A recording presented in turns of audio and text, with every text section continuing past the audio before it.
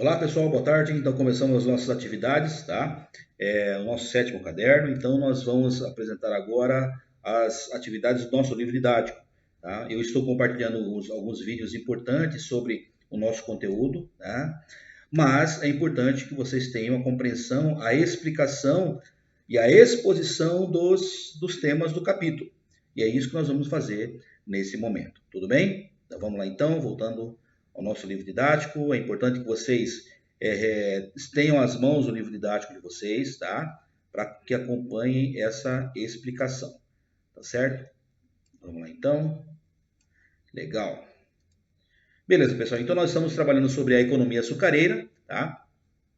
Inicialmente é importante nós entendermos quais são os nossos objetivos, certo? Como esse assunto se alinha às nossas questões de estudo, beleza? Então, vamos voltar aqui rapidamente aqui para a gente compreender, né? Sobre esse tema, a economia açucareira, que diz as nossas orientações, né? Essa unidade intitulada Economia Açucareira relaciona-se às seguintes unidades temáticas da BNCC, tá? Do sétimo ano, que é a organização do poder e as dinâmicas do mundo colonial americano e as lógicas comerciais e mercantis da modernidade. Então, nós devemos entender basicamente, pessoal, quais eram as estruturas de poder da América colonial portuguesa, certo? Durante o período moderno. Tudo bem? Vamos lá então. Bom, o que nós veremos nessa unidade, os outros subitens, né, subtítulos, tá? Nós veremos a produção açucareira, que era o principal negócio da colônia portuguesa. Nós veremos a vida nos engenhos, como era organizada, como eram distribuídas as tarefas, quais eram as atribuições de todos os integrantes dessa sociedade colonial, tá? Açucareira, tudo bem? Nós veremos também, pessoal, como foi os conflitos, né? A forma de resistência, né? Nós veremos que a grande parte da população que foi escravizada na África e trazida para o Brasil, ela se opôs, né, a essa grave violência que eles foram submetidos, tá? Então, quais foram as suas formas de resistência? Nós vamos estudar esse assunto também, beleza? E, finalmente, depois, no próximo item, nós veremos a invasão portuguesa pelos holandeses. Tudo bem? Então, beleza, aí se preparem, peguem o caderno de vocês, o livro didático, nós vamos estar trabalhando essas questões, beleza? Vamos lá.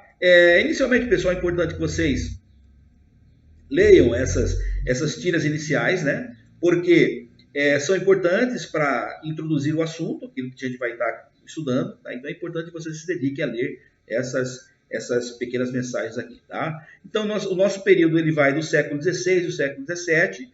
Nosso tema será cana-de-açúcar, né? O cultivo da cana-de-açúcar e atividade econômica importante na América Portuguesa, tá? Nós temos que a cultura a cana-de-açúcar, a origem dela é oriental, né? Asiática, na Índia, né? E ela teve aqui na América as condições ideais para o seu cultivo e o seu desenvolvimento, tá? Outro item importante é que as lavouras ocupavam grandes extensões de terras, tá? E estavam concentradas principalmente nas áreas próximas ao litoral, principalmente na região nordeste, certo? Então, na região nordeste, o açúcar, essa cultura da cana-de-açúcar, ela teve as condições ideais, tanto de solo quanto de clima, né? E também quanto à logística, ou seja, eles tinham que, ao concluir a fabricação do açúcar, eles tinham que transportá-la até o litoral para o embarque nos navios.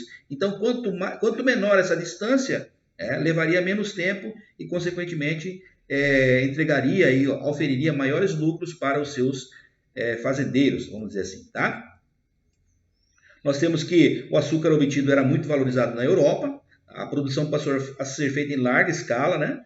Em larga escala, um produto quando ele cai no gosto popular rapidamente, as pessoas compram, né, muito sobre esse produto, então logicamente vai aumentar a procura e também os fazendeiros terão que produzir mais, né, desse produto, tá?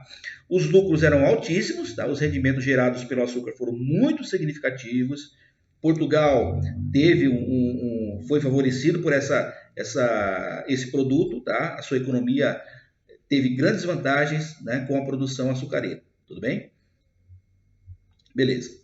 Vamos lá. Então vamos estudar um pouco sobre a parte colonial. Beleza. Aqui, ó.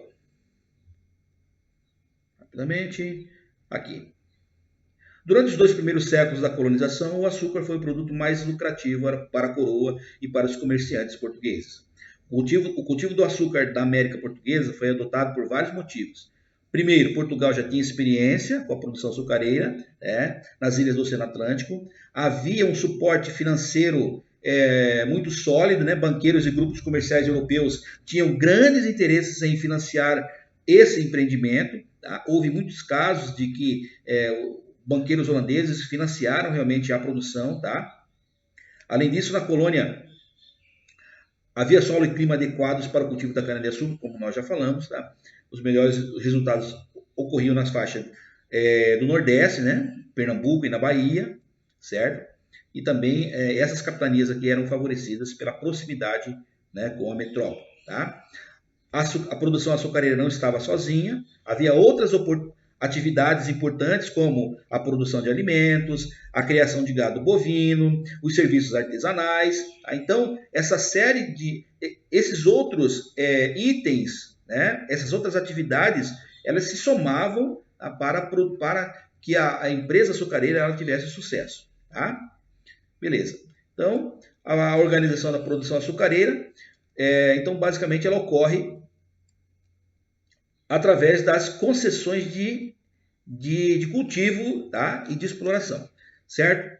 Pessoal, nós temos aqui no nosso mapa ao lado aqui a distribuição, tá? A distribuição aqui, tanto no século XVI como no século XVII, das lavouras de açúcar. Tá? Das lavouras, elas se concentravam basicamente aqui na faixa litorânea, que vai de Natal até aqui São Vicente. Então, toda essa parte que hoje corresponde ao litoral de São Paulo, Rio de Janeiro, Espírito Santo, Bahia, e aqui no Recife, Pernambuco, em Olinda, na Paraíba, no Rio Grande do Norte. Tá? Então, nessa faixa foi que se foram desenvolvidas essas culturas. Tá? Então, ocorreu basicamente através das concessões de terras. E aqui nós vamos lembrar um pouco da forma de distribuição das terras do território brasileiro durante o período colonial. Tá? Todos vocês ouviram falar sobre as capitanias hereditárias, As capitanias hereditárias, que eram divisões territoriais, eram concessões da coroa portuguesa para exploração. E essa exploração tinha a finalidade de ocupar o território e retirar dele toda a riqueza que fosse possível. Tá? Então, os donatários das capitanias distribuíam aos colonos as sesmarias. Sesmaria eram lotes de terra, tá, pessoal? Tá?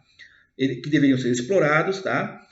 No caso de se esse dono da sesmaria ele não tivesse condições econômicas para ele explorar, ele podia arrendar esse terreno para que outras pessoas pudessem explorar. Daí nós podemos entender, pessoal, que ser dono de um lugar, ter a posse, a escritura, não significa ter necessariamente condições de explorar, certo? Então havia muitos casos de que o cara era dono da terra, por atribuição de um rei, de uma autoridade portuguesa, mas ele não tinha dinheiro. E como nós veremos adiante, a produção açucareira ela precisava de muito dinheiro, naquela época. Para o quê? Para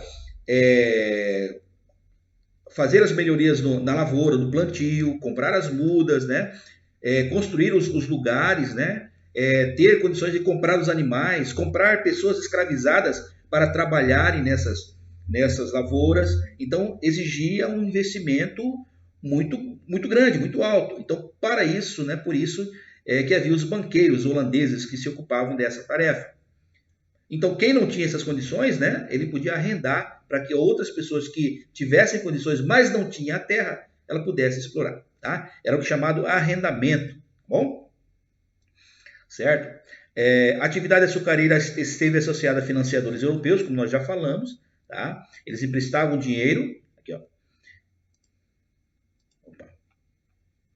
para os investimentos necessários, a aquisição e manutenção de maquinário. Máquinas não, porque não eram máquinas. Não tinha, a Revolução Industrial não tinha ocorrido ainda. Eram basicamente peças artesanais para que pudessem, peças de madeira, carros de boi, engenhos, engrenagens de madeira, certas ferramentas para que pudesse